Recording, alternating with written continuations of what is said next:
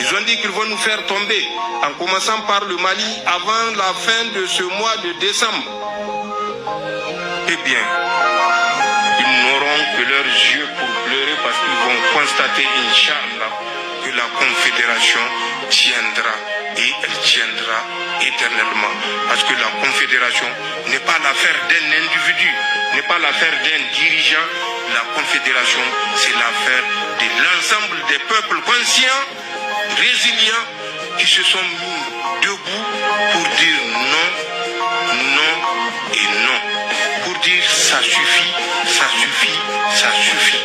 Pour réclamer leur dignité, pour réclamer leur droit à vivre dans la prospérité et non dans la misère qu'on nous a toujours maintenus.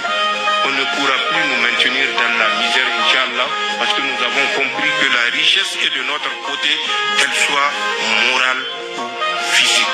Et Inch'Allah, nous triompherons. Chères forces de défense et de sécurité, armez-vous de courage. Le combat reste, le combat sera long, le combat sera difficile. Mais retenez que vous avez le soutien du peuple nigérien souverain, du peuple de la Confédération souverain, vous avez le soutien de l'État pour vous servir et vous doter à la hauteur de la mission que je viens de citer. Restez debout. Les épouses sont derrière vous. Le peuple est derrière vous. L'État est derrière vous. L'État est avec vous. L'État ne faillira. Ayant constaté la fébrilité de certains pays européens à les accompagner dans leur destin funeste, qu'est-ce qu'ils ont inventé?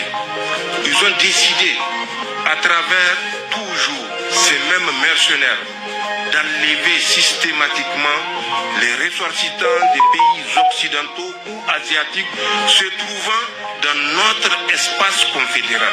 Vous avez suivi l'enlèvement de deux dames, une Suissesse et une Autrichienne à Agadez. Vous avez suivi l'enlèvement d'un Espagnol à Tamanrasset en Algérie, contre lequel une rançon de 20 millions d'euros sera versée. Vous avez suivi l'enlèvement en 2 vagues de 5 Indiens et d'un Indien qui est porté disparu jusqu'à date. Tout ceci est organisé par